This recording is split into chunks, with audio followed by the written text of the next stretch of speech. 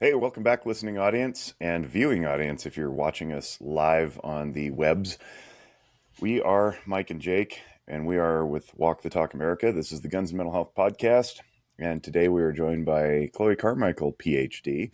drchloe.com is where you can find her. She's written a really cool new book that I cannot recommend highly enough to everyone, and she's joining us from the free state of Florida. How are you, Chloe? I'm really well, thank you. It's nice to be back with you. And Michael, thanks for holding up the book. That's very kind of you. Yeah, you're welcome. Nice to see you. You too. It, Yeah, the book is called Nervous Energy, Harness the Power of Your Anxiety, and it was recently dropped, what, a year ago? Something like that? 2 years ago? Actually 20, let's see, they did the hardback in 21, I think, and then the paperback in Oh, 22. oh wow. Okay. So three. Anyway, some of us were a little later to the game than others, but you said it's nice to be back, and that was a reference to your interview on Noggin Notes, which is hopefully we do almost an identical show here because the content was so good that I want our different audience here at Guns and Mental Health to hear what you have to say. But in between, I know you've done some digging on your own to find out what this firearms and mental health nexus actually constitutes. So without further delay, I will step aside and let you introduce yourself a little bit further and tell everybody who you are, where you come from, and all that stuff, and what you do for a living. And we'll just roll from there. Awesome. Yeah, thank you so much. So I'm a clinical psychologist, and I found Jake through, I can't even remember who, oh yeah, that he's a comedian named Awaken with JP, and he Yeah, was JP series. promoting this really interesting series on guns because JP himself had been through kind of a personal journey about freedom and guns and all kinds of things. And I was just watching the interviews in this documentary and I found them very interesting. And so that's how I found Jake. I'm a clinical psychologist, as Jake mentioned, and I do live in the free state of Florida now, but that is after 20 years in New York City, where I loved when I was 8 years old. I told everybody I was going to live in New York and be on television. And so those things, came true for me. I was living a great life as a clinical psychologist on TV, as a psychologist, expert in New York. And it was a great life with my husband and our son. But dun dun dun, COVID, they wanted to mask my then 3 year old. And up until that point, I had sort of towed the line as far as, the media because I was enjoying my press and all those things. And so I would never say anything that wasn't true in the media, but I would also never say anything that I knew was going to ruffle their feathers. And that was it for me. They wanted to mask my 3 year old. And there were no psychologists talking about why we shouldn't be masking 3 year olds. In fact, it would really upset me the most when they would say, well, there's no study showing that there's any problems with that, none whatsoever. And they would fail to say the reason is because no study has ever been done, because you could never get approval for such a study because the very idea of experimenting on kids by covering their faces for long periods of time like that, is it rings the abuse alarm enough that you wouldn't even do a study like that. So anyway, I wrote an article about the, harms, I believe, of, masking children and sent it to some colleagues to say, hey, am I like missing something here? Because why are no other psychologists talking about this? Am I just, missing something?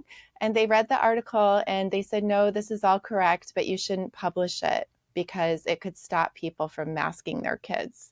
And that was when I really started to feel like I was in the twilight zone. So I up and moved to Florida where my son could show his face. I published the article.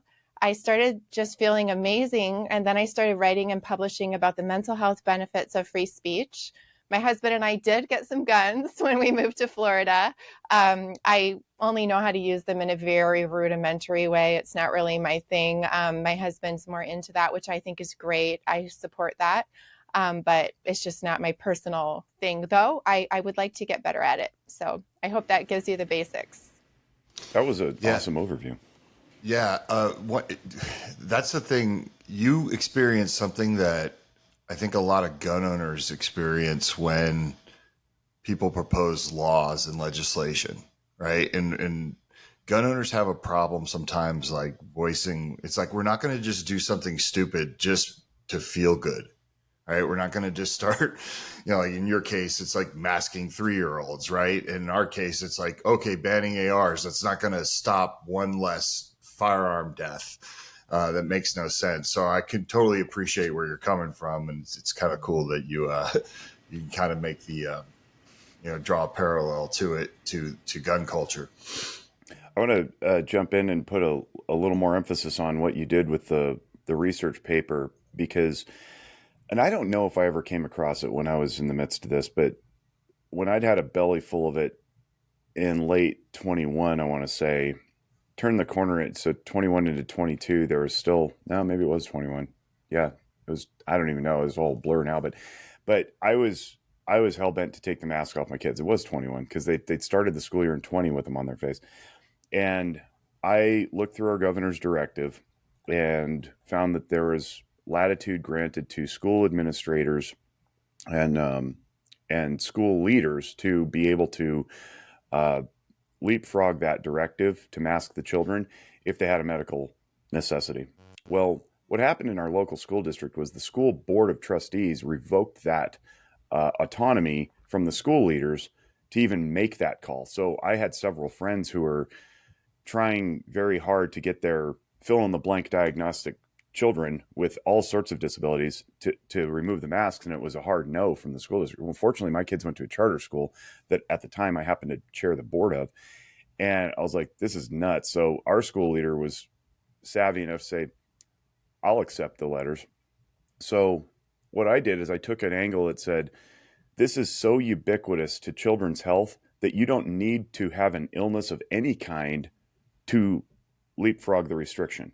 So I started writing mask exemption letters under the authority I held in statute as what they would refer to as a medical professional, because I do fall under that chapter of Nevada revised statutes.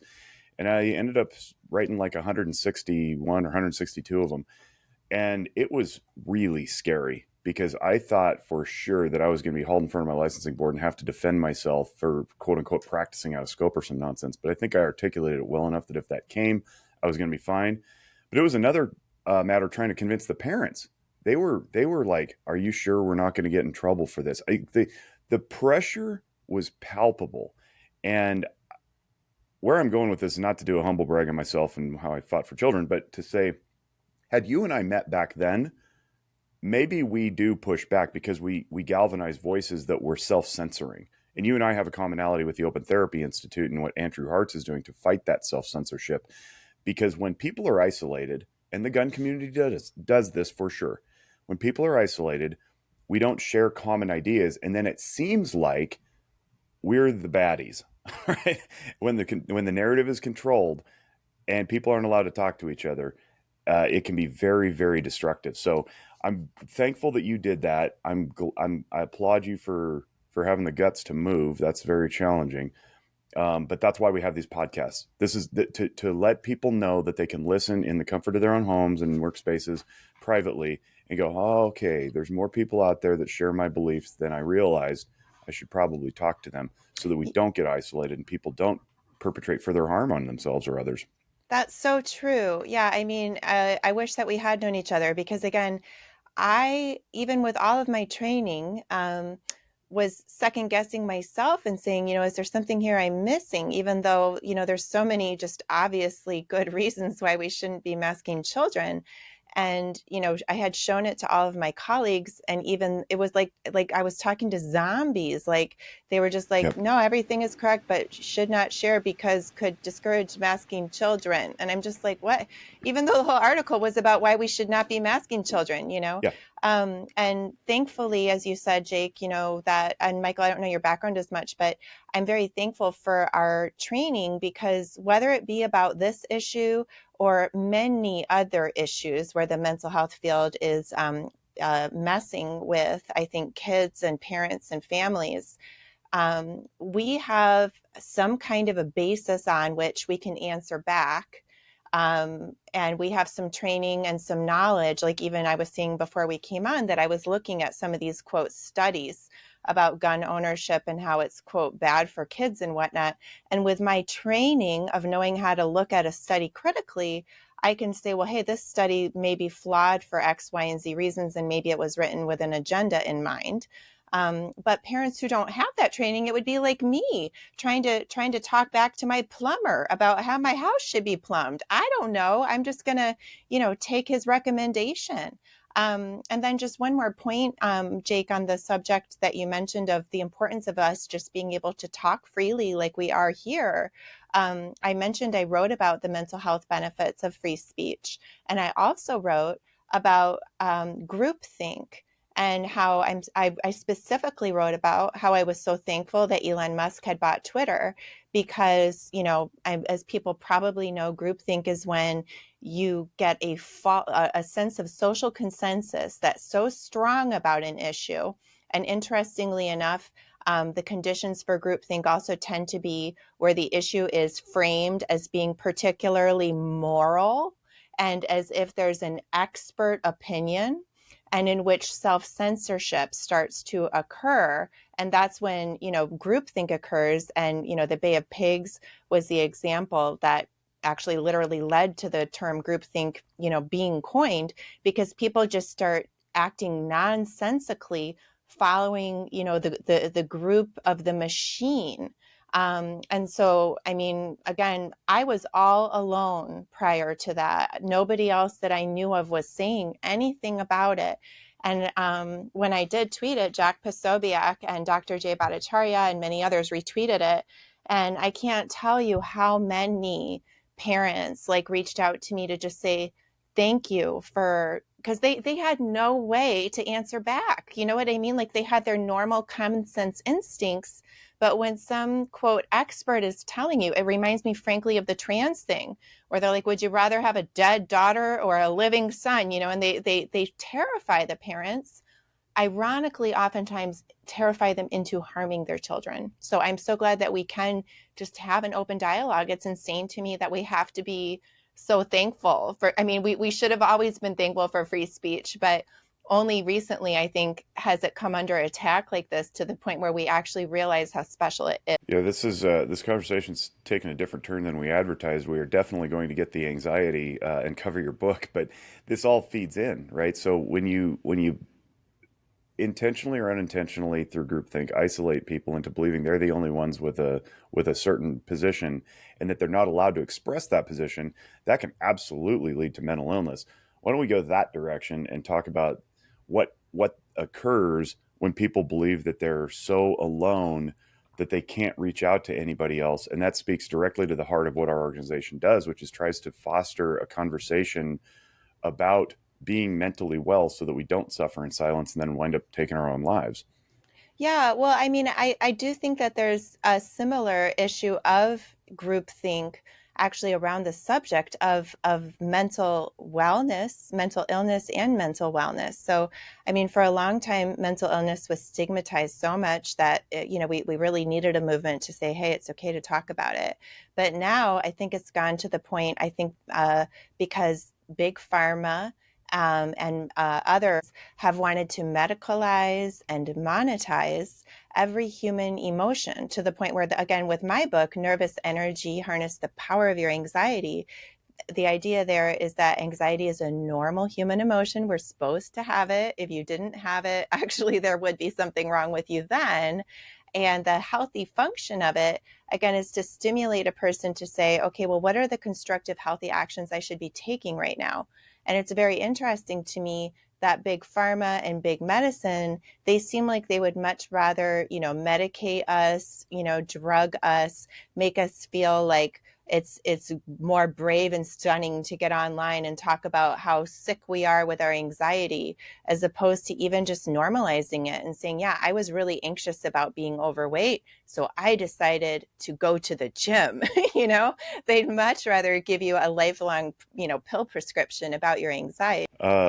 I think Mike's having some camera issues. I'm not sure what's going on down there in I Vegas. know, he's playing peekaboo with us. Peekaboo. I see you. I don't see you anymore. But yeah, the listening audience who's on the video is like, what are you talking about? And now his audio's off. He's all wrecked. He's on the wrong internet. He's using his. All right, I'm back. I'm here. I could hear you the whole time. Right. I love what you're saying. Keep going. All right. Well, okay. So for clinicians listening to this, we do this to ourselves in our field, and I'll use one example. We get threatened with practicing out of scope for daring to suggest that medication may need to be altered. Totally true. Okay, I don't have a medical degree.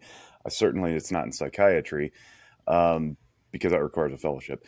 But the idea is that if we have a patient in front of us who's really suffering and they've been on medicine for some time and it doesn't seem to be getting better, I believe it's absolutely our job to question it. And I'm not saying we need to make a recommendation for altering it, but we need to tell them, hey, go back to your doctor because this does not appear to me to be working. And that's a scary step for a lot of students and interns, especially, simply to ask that question, because we've been so indoctrinated to believe that there's a hierarchy to degrees and licenses that we are not allowed to question that. And to do so is tantamount to heresy. So not only could we get accused of practicing out of scope, but people will possibly not come back to us because we're, stepping out of line with the consensus, if you will. And I'm glad you mentioned Jay, because I was just on his podcast yesterday. I cannot tell you how humbled I was to do that. And we were speaking about WTTA and guns and mental health stuff, but his podcast is called The Illusion of Consensus.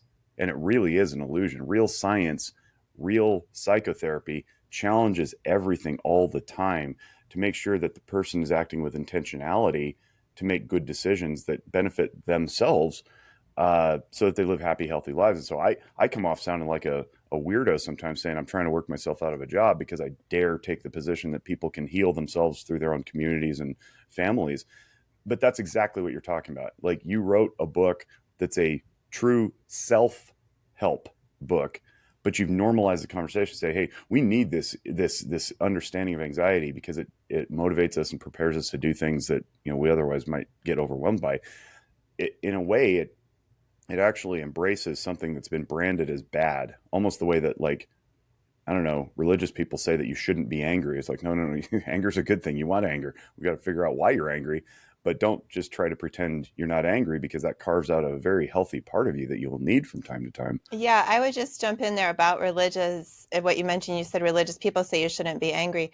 I'm a religious person, and I don't say that you shouldn't be angry. There's actually many examples in the Bible of righteous anger. So people who, and the healthy function of anger is actually to stimulate boundary setting and to gain the vigor to address injustice. A person who says that religious people, if there are religious people who say that you shouldn't be angry, I would attribute that honestly more to something maybe that they're misunderstanding about their religion, at least as far as Christianity goes, because my references with Christianity within the Bible, Jesus flipped tables in the temple because he was angry that they were selling things and that there was commerce there, and that he felt like they were defiling the temple, and he became angry and flipped tables. I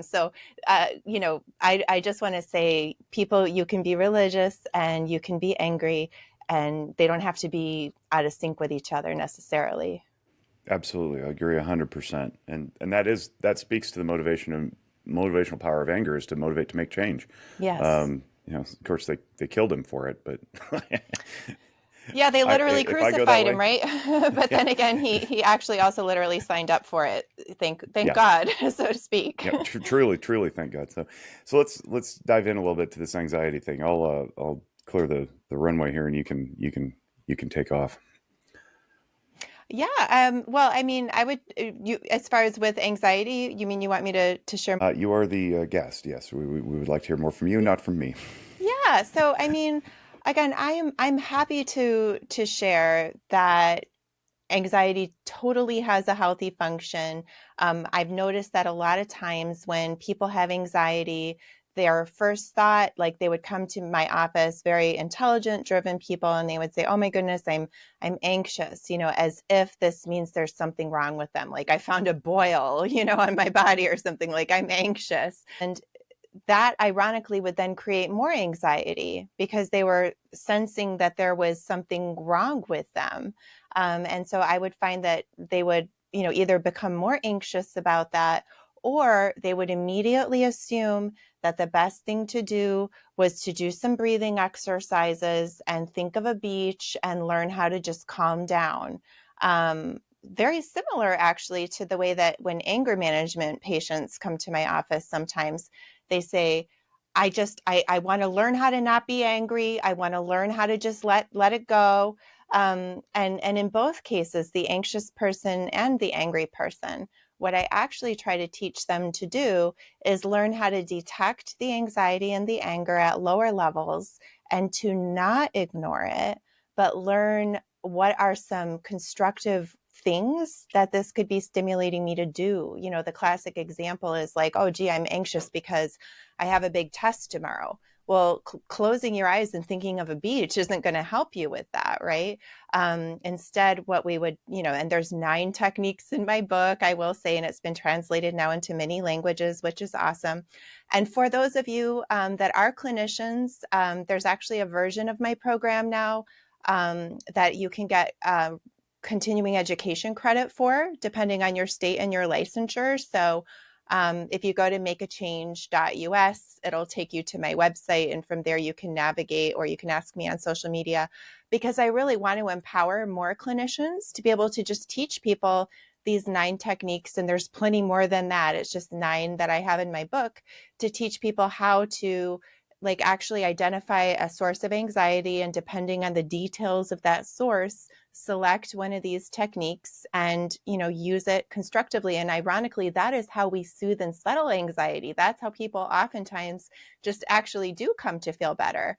Same with the anger. I say we want to learn how for you to address what's making you angry when you're just a little bit irritable, because they often have a good reason for being angry, but they wait till they're so boiling mad that they flip out and then they become the bad guy in the situation when they actually had a legitimate complaint in the first place. So we try to learn how to actually tune into the anger earlier and then learn how to act upon it in a constructive, assertive, but controlled. I thought myself, yeah, Mike's reaching. There you go. Yeah, I was going to say, are you familiar with the term lead therapy? Like basically people shooting to relieve anxiety? No, I can't say I am, but that's very interesting. Yeah, a lot of people do it just because it's when you're shooting, you have to stay focused. You have to kind of block out everything that's going on in your world. Obviously, you can't make a mistake, right? Like safety is a real thing out there, but it is a thing. But when you're talking about all that, it kind of reminds me of all the people that come to us and say like, the range is my form of therapy. Yeah, that's really cool. That is amazing. Yeah, I could totally see that happening. I mean, similar things happen, say, with rock climbing or whatever, just hobbies that require 100% focus and concentration. It just allows you to leave all the noise behind for a few minutes. You want to walk us through your book without giving the whole thing away and tell us what those 9 techniques are? And then I do want to hear about some of that research that you pulled that may be shall we say, less than robust. Sure. Yeah. So it kind of works like a cookbook. So there's 9 techniques in it, and you can do them in any order that you want, except for the first one. The first one is a mindfulness exercise, but I have to say, before everybody tunes out and says, oh, mindfulness, I can read about that in Cosmopolitan magazine, I just want to say what I'm doing as a psychologist with it is different. I was a yoga teacher before I was a psychologist decades ago. And I think that the whole mindfulness word has become so watered down. The term I prefer to really say is metacognition, the ability to be thinking about your thoughts. So if you go into a networking event and you're feeling nervous, to be able to not only have the self-awareness to recognize that you're feeling nervous, but to have the metacognition to say, well, why am I? What is the context? Why am I feeling nervous? Is it because I didn't eat very much today and I'm feeling really spacey and I feel like I have to pump myself up and it's hard? Or is it because I'm the least educated person in this room and I have a fear of everyone's going to think less of me? Or is it because I actually need a job right now and I hate asking for things? But so the more metacognition, the more we can study the problem, the better equipped we'll be to choose the right tool to solve it. So once you do the first essential technique, which is, again, more metacognition, and it teaches people how to do that, how to study what's going on with them in the first place. Then there are 8 other techniques, and I'll just give you, say, 2 examples. I break the techniques down into what I call the leaning in techniques, which is where we say, okay, here's the anxiety. It's stimulating me to do something, and I'm going to do it. So one of those techniques is called the to-do list with emotions. So we take a to-do list. Everybody's heard of that. We look at the emotions that go with the thing that's on our list. So again, suppose that it's, going to a networking event, and the emotion is anxious because I always get tongue-tied when I'm meeting new people. Then we layer in a self-care plan. So now we're really leaning into the anxiety. We're saying, what is the constructive behavior that this anxiety is stimulating me to do? It's stimulating me to, say, make a list of 5 small talk topics that I can have at the ready at my mental fingertips before I go to this. So, I'll make sure that I can talk about my involvement with this organization, something interesting from my professional life, something interesting that I did this summer, and, maybe 1 or 2 other things, so that when I'm navigating that room, I'm not just sitting there drawing a complete blank. So that's an example, again, of what I call the leaning in techniques, where the anxiety is stimulating you to do something constructive about the source of the anxiety. Now, there are also what I call pivoting away techniques. And that's when, suppose the networking event is over, you did great, you did your follow-ups, everything else, but your body's still just like a little bit razzed, like just from all the adrenaline and the cortisol, and you're just like on, but there's no target for it anymore from that networking event.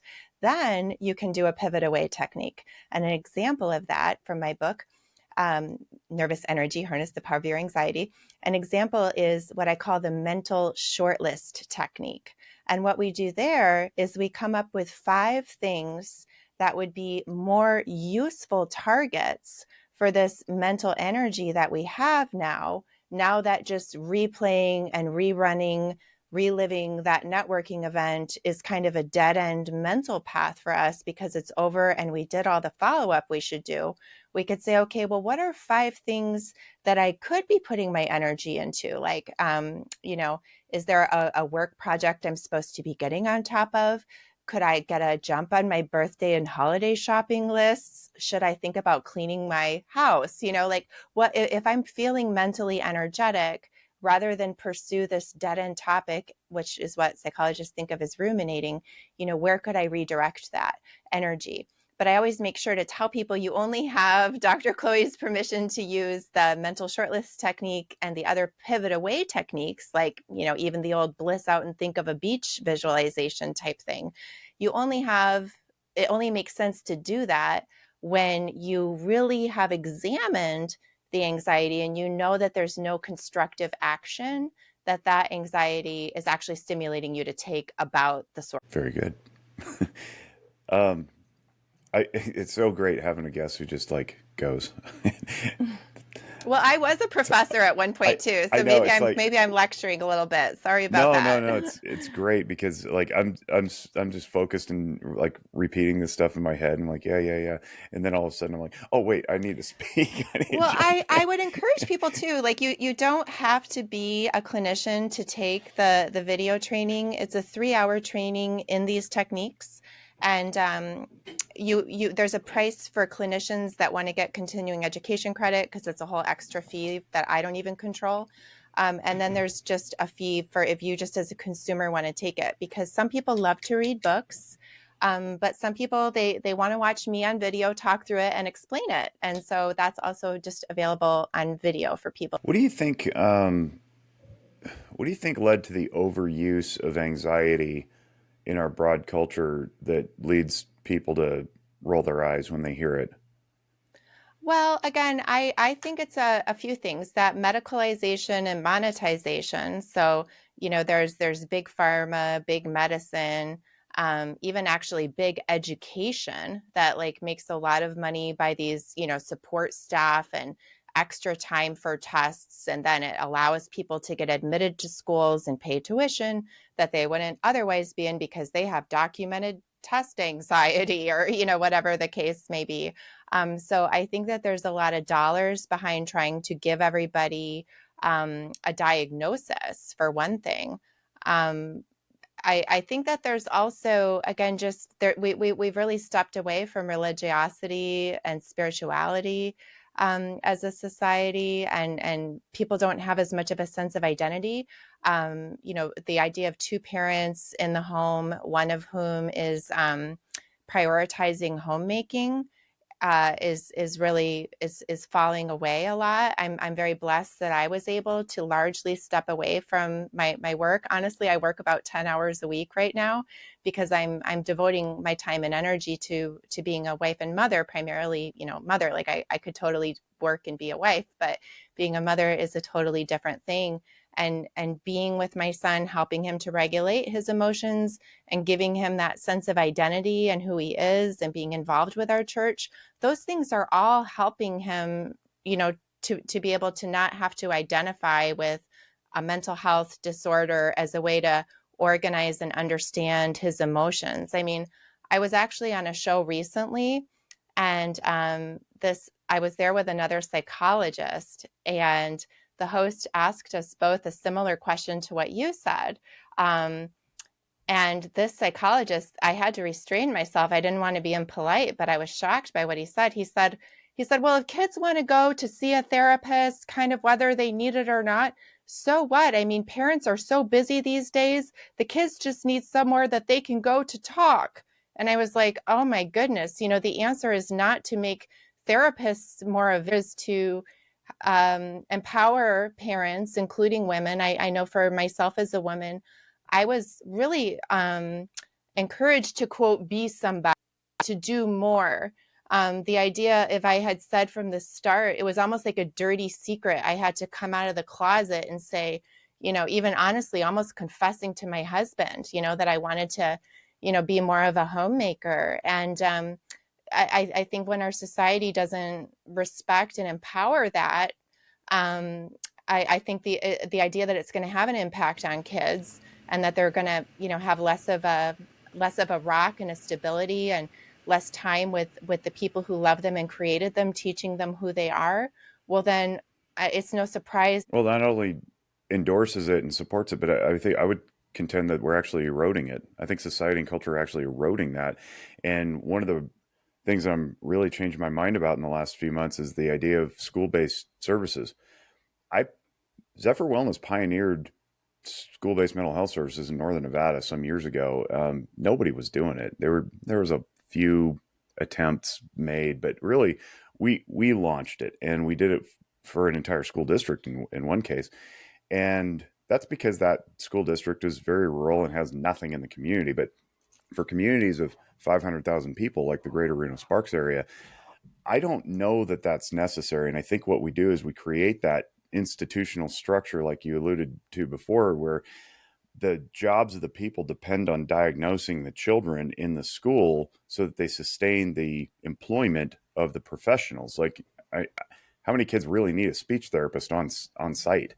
It's certainly not as many as I think there are speech therapists on site, but mental health is the same way. And I think as we continue to outsource parenting to schools and school staff, it's very much like outsourcing public problems to police officers. I'll never forget, we had Brandon Casanelli on at some point years ago. He's a police officer and a marriage and family therapist intern at the time. He's almost fully licensed now, but he said, picture the belt we wear, right? The belt back in the day used to be handcuffs, baton, maybe a firearm, and a radio. And now look at police and what they carry. It's like they got a camera on the vest, they got multiple handcuffs, they got rubber gloves, they got a taser on the leg, they've got all these trinkets. But then in addition to that, they're asked to do different roles. Oh, by the way, you're now supposed to be a social worker. Oh, by the way, you're now supposed to be a juvenile probation officer in case that you see a kid, right? It's like, let them just enforce the law. And I think we're doing that with school settings too. And almost unconsciously, the parents are like, yeah, whatever, the school take care of it. And that's really, True. really bad. I agree. And it's that expert class again. I mean, I may have shared this with you on our previous show, but you said it's okay if there's some overlap. So just another example of, big education and that overlap with big mental health.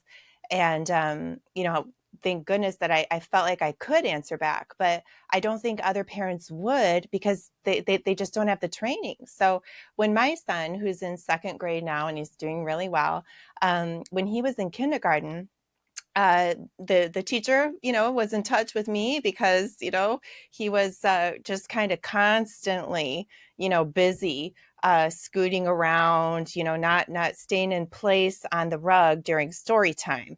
And so, she had suggested that we call in an occupational therapist to observe him. And hey, I'm open, so I said, yeah, sure, go ahead, do that. And so the occupational therapist observed him for one day and said that she believed that he has a sensory motor disorder and that he should be given an accommodation to lie down on his stomach. And I said, no. I said, my son is just a rule pusher. I said, if you give him an accommodation to lie on his stomach, he's just going to find some other, thing to do.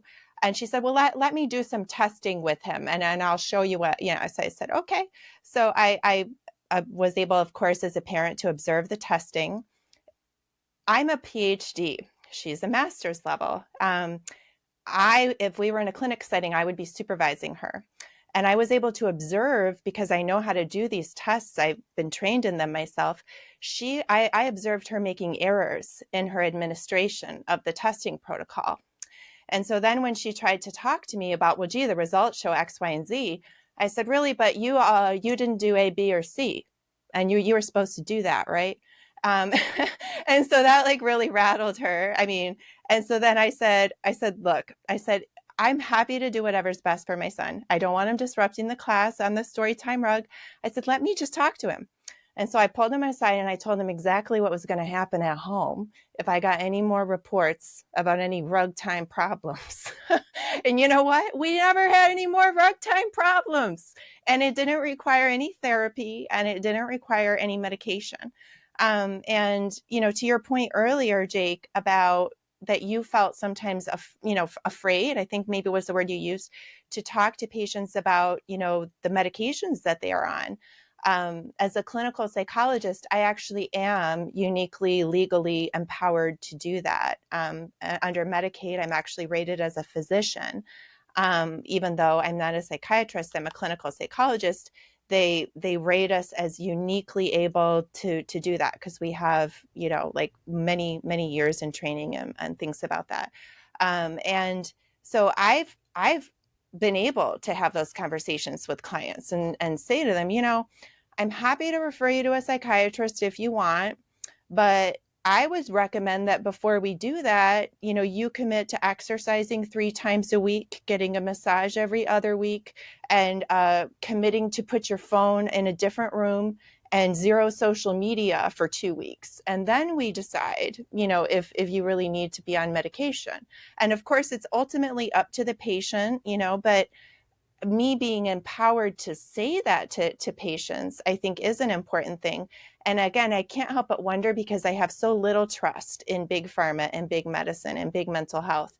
There's been this mushrooming of all more and more and more and more different types of people that are able to administer mental health therapy sessions. But it's an interesting point you make that none of them, except for the clinical psychologist, which is a very small portion, are really able to have deep and meaningful discussions about medication in the particular way about that a clinical psychologist does. And I almost can't help but wonder if that's by design, you know what I mean, on some level, because it benefits big pharma to have people scared to challenge and discuss in a meaningful way. Do you find though too that on the flip side of it, right? Like how many people take their medication and properly monitor themselves, right? Like, so I can come to you, tell you I have problems and I want to be put on some SSRI or anything like that, and then I'm going out to the bar every weekend still getting hammered. You know what I mean? Like, I think that it's kind of a combination of both, right? Like people are too quick to just give it. And then on the other side, I think a lot of people don't have a plan for it. Because, there's a lot of people that take medication and feel good. And medication in gun world is evil, right? Like that's how we make sense of a lot of mass shootings and things like that. We say, oh, they're on this and they're on that. Well, there's a lot of people on that, but I'm on your side on this. I believe that medication should be sort of a last resort. But when you do go that route, I think there needs to be a plan for it. And I think a lot of people don't get the plan. You know what I mean? Like they don't think about the plan. Like, if I was going to take a medication for whatever it is, whatever the symptom is, like I'm not going to go to the bar on the weekends and get hammered like I normally would have, which might be leading to some of the problems that I have in my life. You're so correct. I mean, it's ridiculous. A person can literally go to their general practitioner at their annual checkup and say, I've been feeling a little blue lately, and they can walk away with a prescription for Prozac, from their general practitioner without that person having any, meaningful training in mental health. And, as you said, without any, necessarily meaningful, accountable follow-up care about if that person is taking the medication correctly. Again, and if there might be other factors that are causing their problems in the first place. But ironically, there's less money behind doing it the right way, because as a psychiatrist or a general practitioner, you can charge, hundreds of dollars for 15-minute appointments. That is, that's a common appointment increment time. And sure, maybe for the first visit, maybe it's 30 minutes or 45 minutes. But then after that, the person could come in for their renewal visit twice a year for 15 minutes each, And again, it's seductive to the public, because I actually believe it's almost like a failure of informed consent to lead a patient to believe that this is just as good and this will be fine and you can do this and it will, quote, work, as opposed to really saying to them, well, let's talk about the fact that you are 100 pounds overweight. First of all, why is that happening? Are there issues leading to that? And how would you feel if you were also not 100 pounds overweight? Like what other, mood effects would that have on you? And so you're right. We do see mass shooters a lot of times, that are on medication. But a lot of times all that means is that more people were throwing cheap fixes at the problem and they weren't. Mike's got a story that I want him to share about his daughter taking one of our screenings, but how much do you work on insight? Because I know that the temptation is to throw a solution based on our worldview as practitioners. But oftentimes I've encountered people, way too often actually, running an agency for the last 9 years with many clinicians. We staff a lot of cases, and it's staggering how many people walk in knowing nothing about how they tick and just seeking relief. And our field, I think, is all too happy to give it to them because it makes us feel good. Like, I helped that person, right? And my bias is that people can help themselves more often than they don't. And honestly, with the Abigail Schreier wrote a book recently called Bad Therapy. Love that book. It highlights, and people will quibble at a few things, but the overall picture is that we, as medical and mental health care have expanded, people have gotten sicker. What are we doing wrong, right? And I think that that's part of it. We've just drifted into complacency, trying to solve symptoms rather than solving problems. And I wonder about insight, and I want to have Mike share the story to really frame it. But go ahead, tell that one that you like to tell. Yeah. So when I first started this, keep in mind I was not into the mental health world at all. Like I understood the importance of mental health, but like I still came from like that old school mentality of like, suck it up, right? Like it's just how my family was. But my daughter had come into my office one day, and I had just started working with Mental Health America on trying to partner to find solutions for negative outcomes of firearms. And I wanted to take the big pharma way out of this. I thought, hey, the gun industry could go raise money, hand it over to mental health. Mental health could pay for some of the outsource and resources and all the things that they kind of bitched about in many of the papers that I had read with budget cuts and funding. Right? I thought those things were in place, but we just got away from them because the funding got cut back. So when I was struggling to figure out how we were going to be different and how we could, implement resources and stuff like that through the firearm and the firearms industry, I got this idea that came from my daughter, because one thing that Mental Health America has is these free and anonymous mental health screenings, where you can go and take one, and basically they have like 12 different categories: anxiety, depression, substance abuse, those type of things. My daughter comes in my office one day and she goes, Dad, I think I suffer from anxiety. Now, I don't think any parent wants to hear something like that, right? Because you just look at your kid and you're kind of like, it's almost a natural reaction. It's like, no, you don't have anxiety. You're fine. Like, stop. You know what I mean? Because you don't want to see them. But it was unless the you first know how thing to say it. All right. Once again, though, this is me back then. All right. But I was able to kind of pivot because I thought, oh my God, and I didn't even believe in these screenings, to be honest. When I first saw them, I was like, really, how could a screening help? Like, I kind of doubted it, but I was like, I'm not going to knock it, because I'm sure there's people that, I totally changed my opinion on that. I was way off base. But my daughter says, hey, I think I suffer from anxiety. And I came from the family where they said, I'll give you something to have anxiety about, and you just keep it moving, right? Like that's how we're going to play this.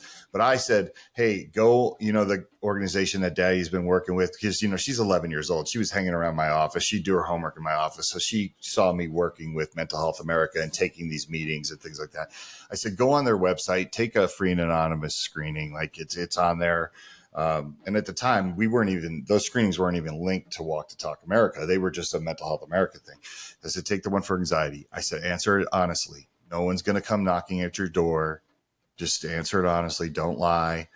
Let me know what you think. And I just sent her on her way. And I thought, she's probably never going to do it, whatever. But a couple of days later, she comes back into my office. She hands me the mail on our way out. She's like, hey, Dad, I took the thingy. And I was like, what are you talking about? She said, the thingy. What do you mean? She's like, the thingy for anxiety, the screening. I was like, oh, I'm like, how did that go? And she looked and she smiled, like huge smile. And she goes, I only have mild anxiety. And I was like, oh, that's a good thing though, right? Like, you feel better? And she's like, no, I feel great. And I said, okay, that's good. I'm happy for you, And she, on her way out, she's like, oh, and I'm going to give this to a few of my friends because I think they need it. And that was a light bulb moment for me. So that was the first program that Walk the Talk America ever really kicked off that really had any teeth with Mental Health America, because I was like, ooh, how do I get this in the hand of gun owners? So I started putting them on these bands. And it's kind of like the Live Strong band, right? But it just says, take a free and anonymous mental health screening. So we were passing these out at gun shows. And man, like, what a conversation starter. But the idea came from my daughter, and watching how her figuring that out through the screening basically altered and changed the way she thought about anxiety, or, cause she could have easily been told she has anxiety, and now you live it. Now that's you have to identify as somebody. But she found out real quick. And then that idea graduated towards putting the free and anonymous mental health screenings on in the boxes of firearms, right? To let firearms owners be able to take a screening at their leisure in the privacy of their own home, not having to worry about being tracked or things like that, just to see where they're at. The cool thing about that story is we have enough anecdotal stories to know that this has worked for other people, adults, right? Like people that have taken a screening, like Jake can attest to that.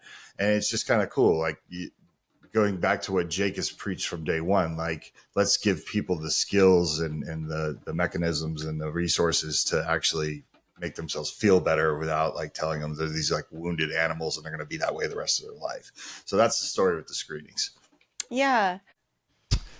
So that was like almost 6 years ago. Yeah. So that was before the APA came out with their ridiculous guidelines on toxic masculinity. And I think, unfortunately, that a lot of the people at gun shows, which is, not all men, but I imagine a lot men, I think that they have reason to distrust a free and anonymous mental health screening these days, because I think that the American Psychological Association has really burned its trust, I think, with a lot of, men and gun owners. And I was telling you, I Googled, gun owners and psychology. But aside from that, I just want to say, I think it's awesome that you're doing that. Obviously, it's great, to be, putting those conversations out there to people and, being able to ask questions. I also do want to validate, though, the part of you that said, it sounds like you don't necessarily have it anymore, but I would actually validate the part of you that had even a little bit of a suspicion around screenings, because the one that you're using, I don't know anything about it. It sounds like it's great. But there are screenings that I think can be leading to people and can almost kind of plant ideas. Like I'm not a fan, of like some of these quote screenings that are asking kids, have you ever felt like you were the opposite gender? Have you ever felt, like these kinds of things? So I actually do think that there's a healthy concern about what exactly is said in screenings, though it sounds like the screening that you're using is great. I wish that what they would also do, of course, is that if a person is rated as having mild anxiety, I wish that they would say, there's actually good ways to use that anxiety. Here's a resource, for how to learn more about that, because even a person with mild anxiety could still walk away from that thinking, well, I'm only a little bit sick. You know what I mean? Without really realizing, that there's actually a really healthy side to that. But either way, I think it's wonderful that you're including that conversation, because there are certainly people, that need to have someone read. No, I was just say it was really funny because when I first, came up with the idea, I remember having myself having to take these screenings and being like, okay, this is something that could get me totally kicked out of the gun industry if this fails, right? Or it leads you down a bad path. And I remember taking the anxiety screening and the depression screening, and I'm like, okay, I'm going to answer this. I'm going to do a normal one. I'm going to answer it honestly. And then I'm going to do one that I'm in a bad way. Mm-hmm. Right. I was just going to go right to the negative on everything. And because for me, I had to test hey, is this legit? Could I potentially be getting a phone call if the answers on this don't look so good? And it turned out okay, but I had to check. And, it was a big thing for me not to, there's no questions about firearms on there. You know what I mean? And I think that's important for firearms owners, because it's okay, look, I need to find a baseline. And we preach all the time, you don't have to be in crisis to take one of these screenings. If you just want to see where you're at or to see how you answer these things, I don't think it has to always be, oh my God, take a screening. You're on the edge. You know what I mean? You got to see where you're at. No, sometimes it's just, hey, just see where you might fall on there. Right. Yeah, there definitely might be something that you learn. Yeah, and the nice thing I will say as well about screenings on some level, I think it's a nuanced topic. I don't really have, obviously a black and white opinion, because there's different types of screenings in different types of contexts. But the nice thing about a screening is that hopefully it's not a financially motivated screening, where it leads directly to, oh, you need therapy, connect with this person. And so, Jake, to your point about Abigail Schreier's wonderful book, Bad Therapy, which I loved, you described it as about, solving symptoms, therapy sometimes is solving symptoms, surface symptoms, rather than addressing the actual problems. Another thing I think that she did in that book was to talk about how oftentimes what therapy does as well, the bad therapy, is that it actually seeks to invent problems that are not there. So, Michael, if you, for example, had, instead of giving your daughter this, little screening and helping to normalize for her that, anxiety exists and it's okay, and, she can talk to you about it.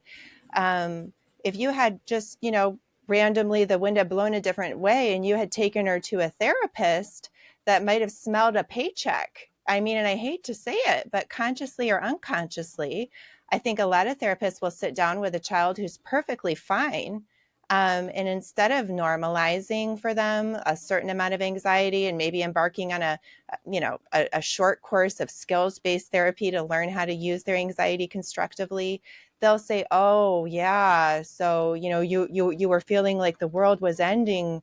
When have you felt that way before? What's your earliest memory of ever feeling that way? Gee, and the next thing you know, they're spinning this into something. And this is part of what Abigail's book, delves into, is that in many cases they can make it worse. Now, that said, Jake, I do agree that it is important to look at the insight around the problems. Sometimes it actually is just helpful to address the symptoms, right? Sometimes it actually is, in many cases. But in other cases, we need to look behind it. So, suppose the patient comes because, they're in a toxic relationship. On some level, yes, just learning to disengage from that person, learn how to reject their calls, and learn how to truly just turn it off. That's helpful. But then sometimes it's also helpful to look into that family history, self-esteem, attention-seeking behaviors. There's always, I guess what I'm saying is that I don't think that there's no rubric, which is why I don't think we'll ever really have AI therapy, because there is something about you're speaking to the depth of a human that I think often gets overlooked with all the behavioral therapies. And behavioral therapies are great for changing patterns and creating insight and all that. But if somebody's got an existential issue, CBT ain't going to help it.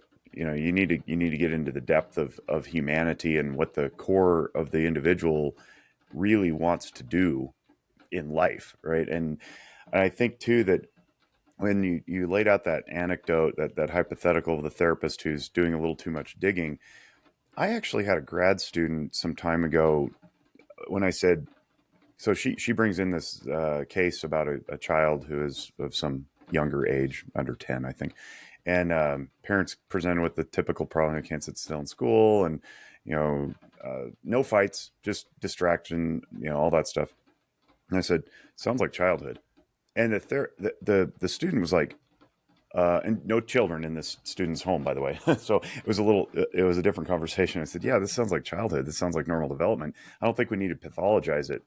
And I kid you not, she goes, well, isn't that malpractice if I turn him away? And I was like, no, actually that's beneficence. And that's what grad school is teaching these people. Apparently these students are coming out thinking that simply by nature of someone presenting in the office, they are therefore ill and must have a diagnosis. And the diagnostic thing is an issue too, because we're not allowed to send a claim to insurance that doesn't have a diagnosis attached. There still is no preventative care in our world paid for by insurance. So that's a rub as well. It's like, oh, you want to receive a, pop the hood, check the belts and hoses session where I give you some skills and you're like, oh, cool, I feel so much better. That's totally going to work in my life. I literally address the symptoms because they're not problematic. They're just inconvenient. They go, yeah, okay. I forgot. Yeah, I should get back to the gym or whatever. I have to diagnose the person with an illness. You're right. That's nuts. And along with that comes a treatment plan, because that's required by law and all the things. And it's like, one session, man. I just did one session. I can't unethically diagnose something that doesn't meet criteria, but I'd like to be compensated for my time. How do we work within that? So we're flirting with moral injury here just by nature of the system in which we are operating, not to say nothing of the education and training that is prejudicially tilting us toward seeking out illnesses simply so we can engage in care. It's nutty. Yeah, Jake, I have a question. Sorry, I didn't mean to cut you off, but I have a question for both of you, because this is like the perfect time. Having said that, Jake, because I always wonder, especially for gun people, like, because we're so conditioned to be like afraid of therapists and the things that you could lose your rights. But in a perfect world, wouldn't it be great if you could have insurance pay for like 3 different visits, like consultations, right? Because like, how do you find the perfect therapist, or how do you find the one that's right for you? I feel like most people don't even know. They call like issue. Right? Like, and that's the toughest part. And that's one of the tropes that gets trotted out in our world too. And I want Chloe to answer this too. But for me, the frustration is you can't swing a cat in a conference and not hit somebody who believes that, in order to find the right fit, you should just try several therapists. Like, it doesn't work that way. First of all, there's financial barriers, even if you're cash paying and it's like sort of, under the table or whatever, and we don't really have to create a record. Although in Nevada, we are compelled to create a record, so you have to document every person you ever contact. That it simply doesn't work that way. Every therapist you see, if you try out 3 of them or whatever on Psychology Today, they all have to do what I described, which is if they want to get paid in their bill and insurance, they're sending off a claim. And if you're in Nevada, they're going to have a document that says they at least met with you. So, yeah. What are your Right, thoughts? but I maybe I'm missing, and maybe we may just even disagree, but I actually do encourage people just to speak to a few different therapists before, committing to someone. And I understand to me, it's a best practices, way to do it. And I understand it's not feasible necessarily for everyone to do that. But I guess I would be one of those people that the cat you're swinging at the conference might hit that. I personally think it's helpful, like for an uneducated layperson who's just going to go open up to a therapist and let that therapist, as you said, diagnose them, because that's what the therapist either has to do or, believes is true, and offer them a treatment trajectory or not, as some therapists don't really even do that very well.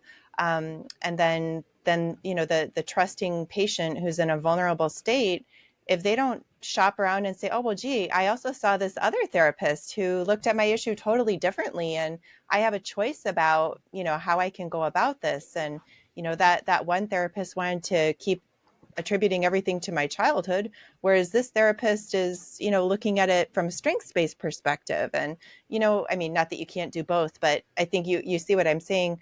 Yeah. Were you saying, Jake, that you discourage people from seeing a few different therapists in the early phases potentially? No. Okay, I misunderstood you. Sorry. I think that's a great idea. I'm Okay. saying it's impractical because if we get somebody who had a bad experience up the road at some other clinic and they're using their insurance, my claim for the intake will be rejected because insurance only pays one time a year, sometimes twice a year for 90791 CPT code, which is the intake interview. It's the assessment and diagnostic thing. So if they've already been assessed and diagnosed, their insurance will reject my claim. And if they go to me and I get rejected and they don't like me, then they go to the third one, that one will also get rejected. So now you got 2 practitioners who won't get reimbursed. That's the insurance game. That's what I was lamenting. Got it. Sorry. Yeah. And thank you. And I just wanted And to the say, member with the insurance doesn't know either. I'm They sorry. don't know until the member with the insurance doesn't know either until they get the bill. Oh, they're the worst. I know. I have a professional biller, and even with her, she's like, look, there are certain things we just won't know until we file a claim. But to your good one about clinicians, if in certain situations, depending on their business model, that they have to diagnose an illness in order to, have a session with somebody. And then there's something called cognitive dissonance. And I don't want to get too deep into nerd talk here, but cognitive dissonance is a very misunderstood psychology term. But what it really means is when we adapt our thinking, our cognition, to fit our behavior. So if there's a gap between my behavior and my thinking, I will, generally speaking, adapt my thinking to fit my behavior. So, if I constantly go to a taco restaurant just because it's the only one nearby, I will actually begin to interpret that behavior and cognitively start thinking, I like tacos. And so for a clinician that has to diagnose people with mental illness all the time, and Jake, you're a very strong-minded person, which is great. So you're able to be conscious and understand what you're doing and why, and you talk about it, which is great. It helps you to remain conscious of it. But a therapist who's not talking about it, conscious of it, and strong-minded can fall prey to that cognitive dissonance, where because they're constantly diagnosing everybody that they meet, they can start actually coming to believe it and really kind of actually buying in and labeling these people with these diagnoses, in this, messed up. Sorry for clearing my throat into the open mic. Thanks for highlighting that. Do you think that that's an example of groupthink? Well, what I just described is actually the cognitive dissonance part is just something that occurs on an individual level. But when all of the therapists start doing it together, I suppose, like they're meeting at a conference and they're all talking about how they diagnose people in the initial session and then making the initial session diagnosis, then you could develop a groupthink process where the part of you that says, but wait a minute, does it really make sense to do that? That part of you. I think that's what I'm angling at with the idea that it becomes heretical to challenge the notion because so many people just accept it as the way it is. It becomes an introjected belief among the clinical community. And within my agency, I say, don't hold too tightly to the initial. The initial diagnosis can be a diagnostic impression. And then it can and should change over time as symptoms ameliorate or present or whatnot. And so we want to be very diligent about changing the diagnosis and the treatment plan. It's hard work. Like, it should be hard work. I don't think we see a lot of good hard work. I think we see a lot of laziness because it's hard, and we see a lot of people in our harder parts. We want to help people. Because you're doing all that to make it fit into what the DSM, like which is what? It's not even like the DSM is truly created out of truly objective scientific standards. You're fitting it all to create some, kind of subjective system of, frankly, nonsense sometimes. So, that's why I think it's harder and harder to get good quality providers that are willing to be in the managed care insurance system. So cheers to you for doing God's work on that. But I know we got to wrap through the study I mentioned. Yes, we should. All right. This is going to be quick, and I just want to share with your audience.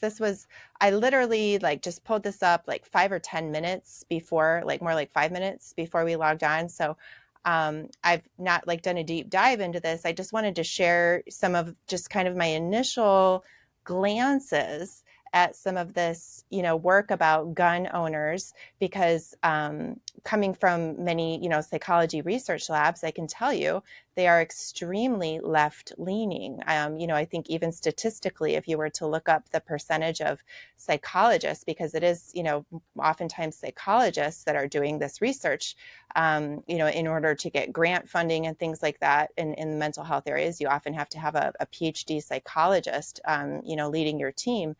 And I just think it's very interesting that that nobody talks about the fact that these people are extremely statistically likely to be leftists and to be affiliated with a political agenda that has some strong feelings about gun control. So with that said, I'm just going to share with you.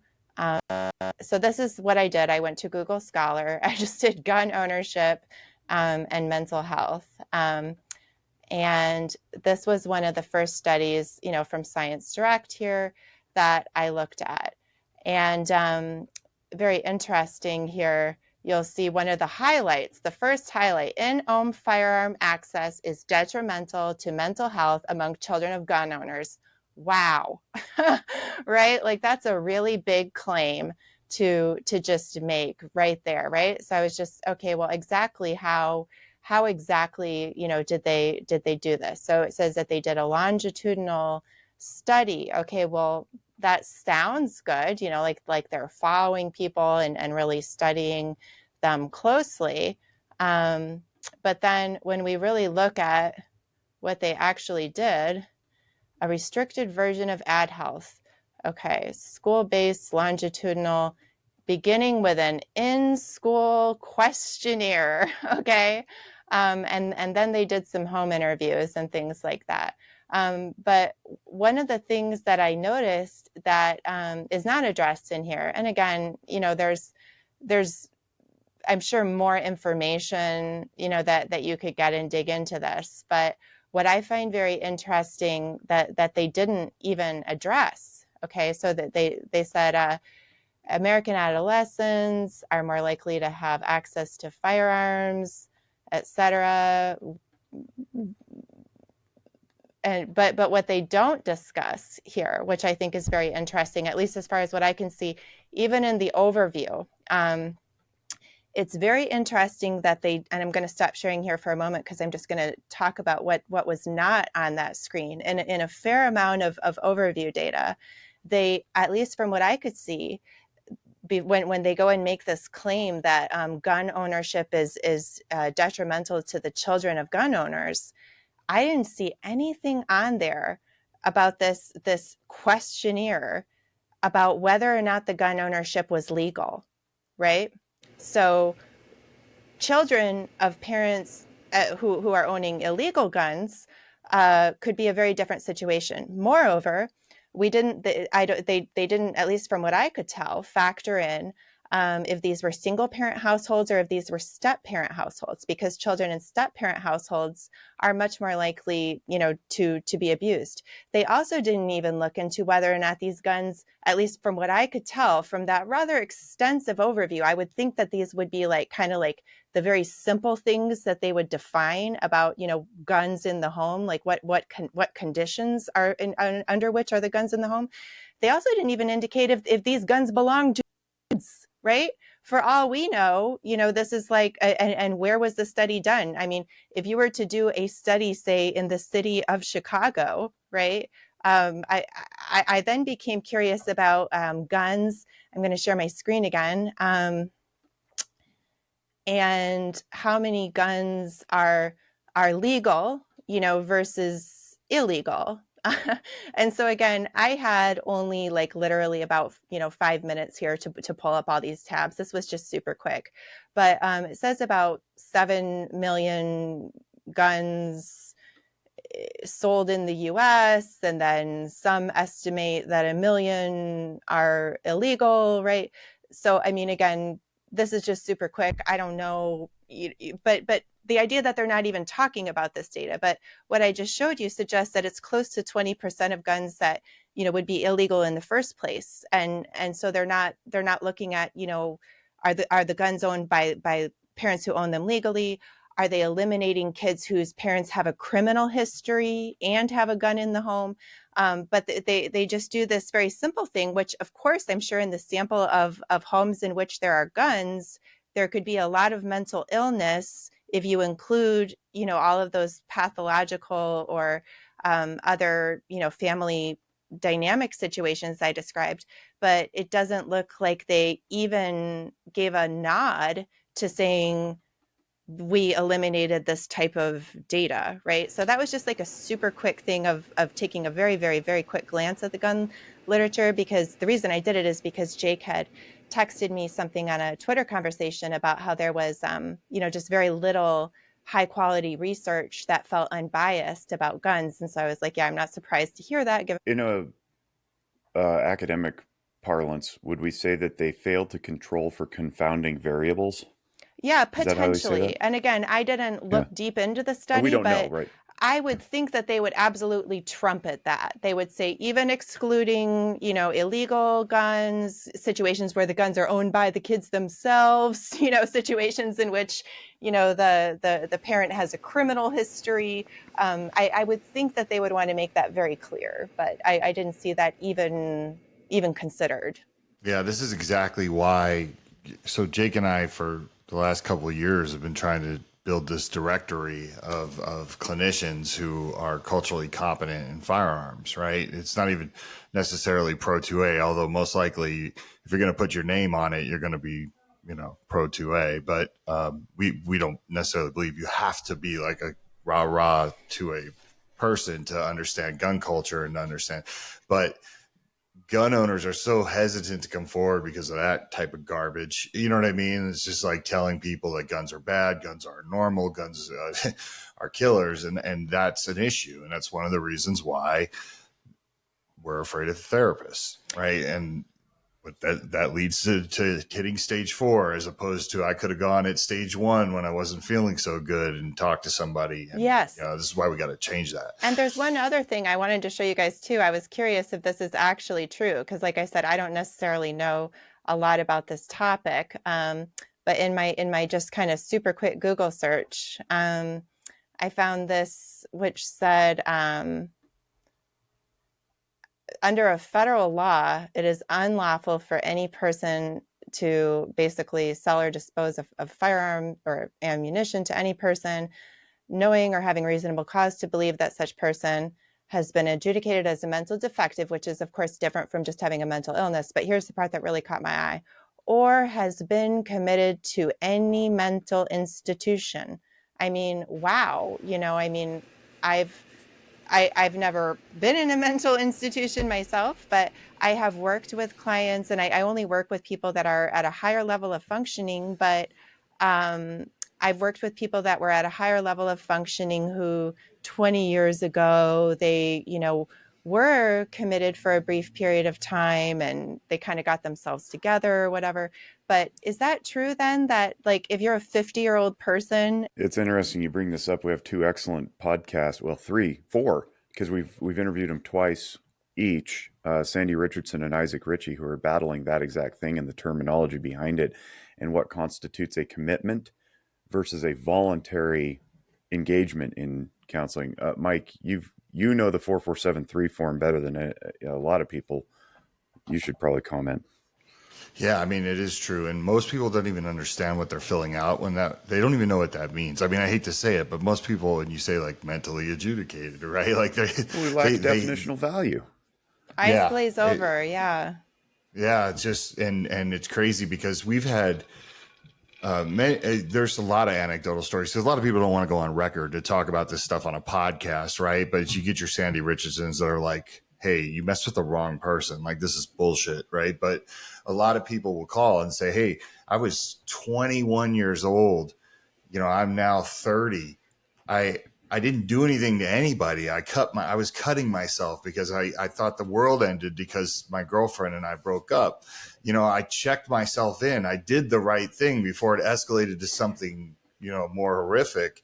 And now I've lost my gun rights. Like, it also allows people to weaponize that, right? Like, I've heard of some nasty cases where, like, divorce is going on, ex-wife wants to mess with him. They're having a custody battle. So she says that he said this, and then he has to go spend 24 hours in a such and such facility. And then his guns are taken away. And I mean, it weaponized. So. Well, and I'll tell you that to tell you that, like, I have a very good working relationship with the mother of my children now. Like, we're fine. We're fine. We went through a very ugly divorce. She has suffered from her own mental health issues, but these are things that we talk about. And it's funny when you put the guns down, you stop fighting, and you realize the kids are the most important thing. Because there's no doubt if a red flag law existed when we were getting divorced back in 2012 in the state of Nevada, right? Like, she would have found a way to red flag me. She would have gone it's just because there was so many things that her lawyer and their strategy was, let's just throw this against the wall, see what sticks, and keep him on his toes. Right. And now that we have this relationship, and I would ask her, hey, you married me. We were married for 12 years. Like, the things you were saying, like, where did you come up with those? And she admitted it. She goes, my lawyer told me this is what we're going to do. And she's like, I regret listening to them. I wish I wouldn't have. I wish I would have made my own decisions. Right. But she had outside influences. And so I always tell people, that's a person that I'm cool with now. You know what I mean? That's admitted to me that there was people that took the reins and said, this is the strategy. This is the plan. Right. So how many people does that happen to that don't have the means to, I was lucky. I was successful. I had good lawyers.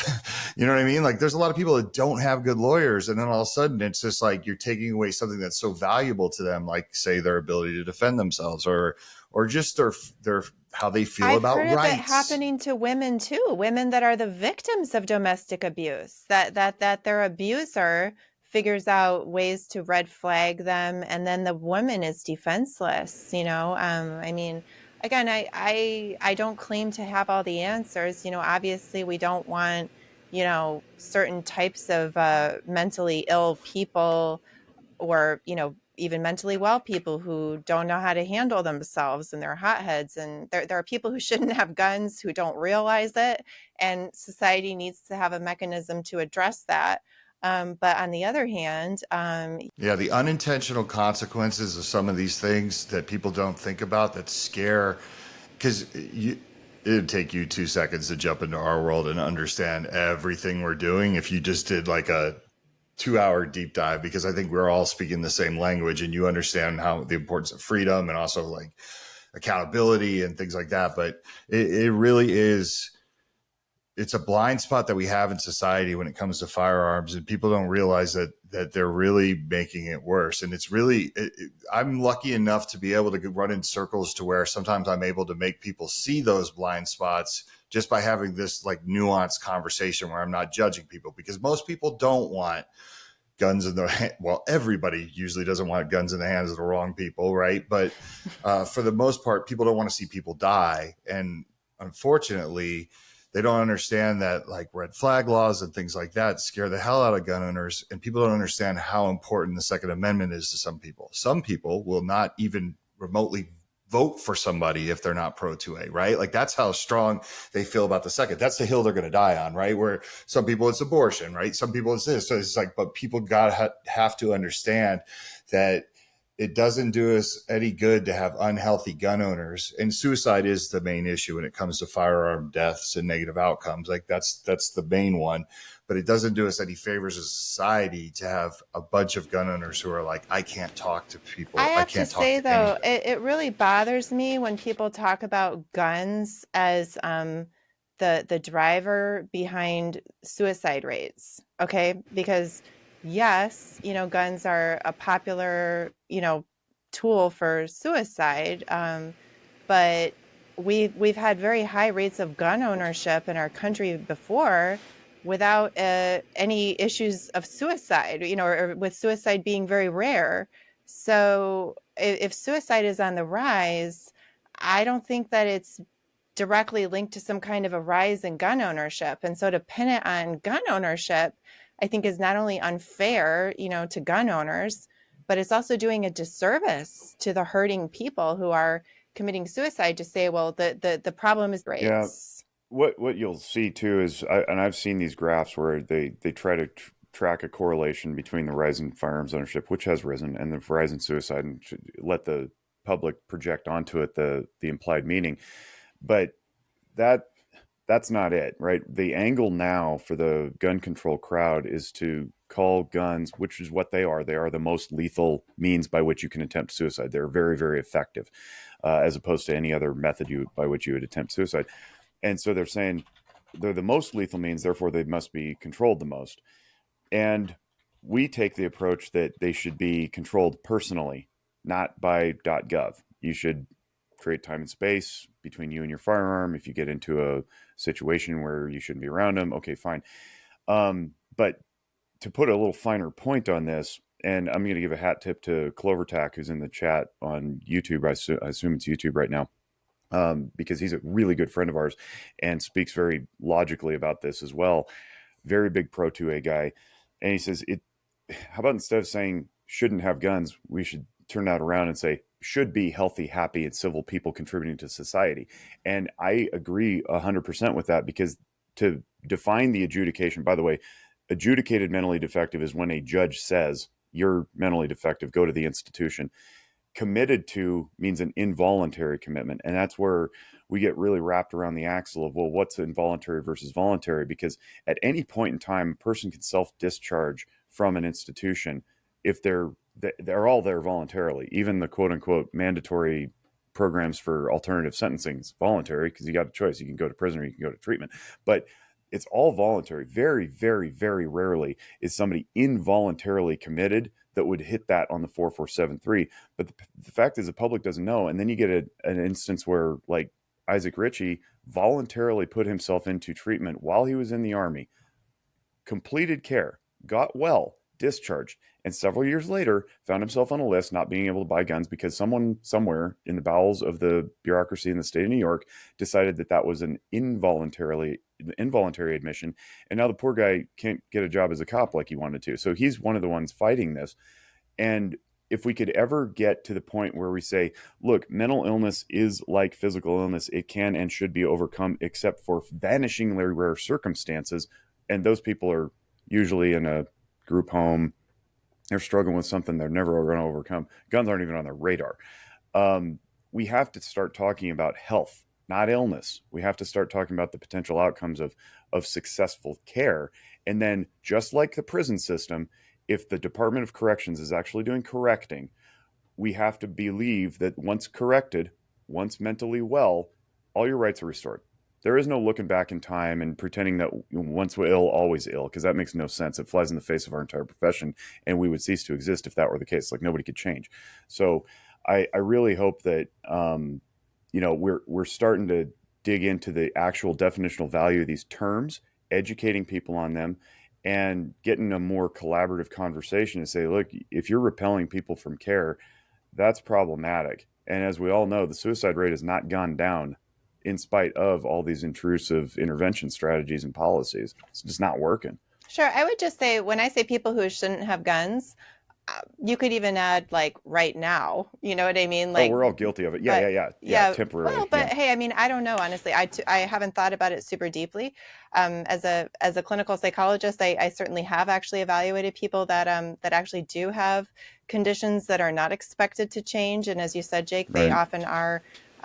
It's not even just all people who live in group homes. I'm sure there are plenty of people who live in group homes who could be very responsible gun owners. But there are just people who have certain limitations that are just not expected to be functioning ever at a level, maybe where gun ownership would be advisable. I don't know. Like I said, I haven't thought super deeply about that, because I'm not a gun expert psychologist, for sure. But I would also, because I'm always skeptical of data that's presented in certain ways. I would be curious, when you say like, oh, well, there's this data that shows an increase in gun ownership and a correlative increase in suicide. I would be curious, well, exactly how many decades back did they go? Because, I mean, in the 1800s, fact that like school kids used to bring their rifle to school. Oh, it wasn't the 1800s. It was like the 1970s. Okay, so that's a very interesting time.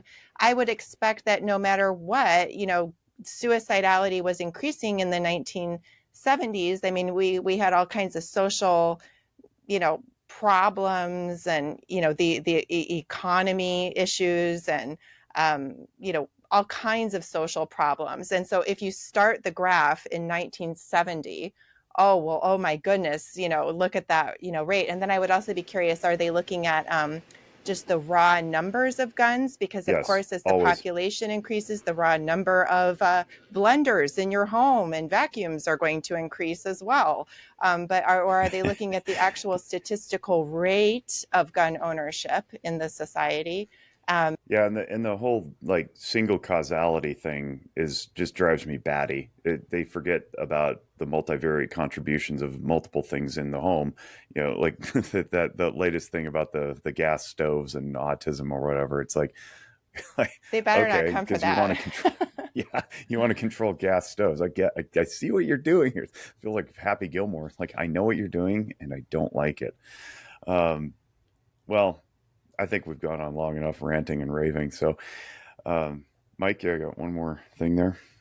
Yeah, I just want to ask you the question that we ask everybody on the way out. How do you tend to your mental health? Okay, well, I want to say thank you as well, Jake and Michael. This has been truly a great conversation. I agree, it was probably a good wrap-up time, but it's really been a good conversation. And I want to thank the people too in the chat that shared and were in the conversation. It's really cool what you guys have going here with this show.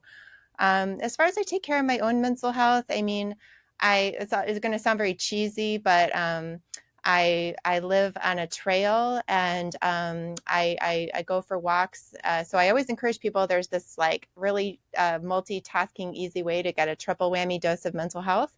So you go on a walk in nature, on a cell phone catch-up call with a friend. So then you're getting 3 things that are really good for your mental health all at the same time. You're getting that exercise, you're outside, you're in nature, and you're getting social support. I go to church. I love to cook. I spend time with my family. Honestly, ever since I left New York and started doing free speech, oh my gosh, I think free speech is so good for. That was an excellent answer. How can people find you? Yeah, so they can go to makeachange.us. It'll take you to the same place that's showing here under my name, which is drchloe.com/independent. But I know there's a lot of pitfalls there of spelling, because Dr. Chloe can be hard to spell. It'll take you to the same place. And the book. Yeah, thanks so much for noticing the book again. I see Clover Tech. I don't yet. I've got very small weak hands, and so I'm actually looking at trying to get one of those like little pistols, like an old-fashioned revolver. Um, You have so much to learn about the firearms community, and I'm excited to watch this journey progress because if you're anything like me, once you get exposed to it, it's like I don't have any tattoos, but apparently once you get your first tattoo, you can't stop. And I think the Mike holds his arms in the camera. It's like once you really start finding out what the culture's about, it's like, oh man, there's so much you can do with this stuff. It's pretty cool. So, and Clover Tech's question for those who can't see it is he says, so Chloe must carry a 44 mag revolver just in case she runs across a bear, right? I don't know how many bears there are in Florida. I think they have panthers. Florida panthers, right? yeah. Manta rays. Thanks, Well, guys. thanks. Yeah, appreciate your time. And on behalf of our entire Walk the Talk America family, we wish you all great mental wellness. Bye bye.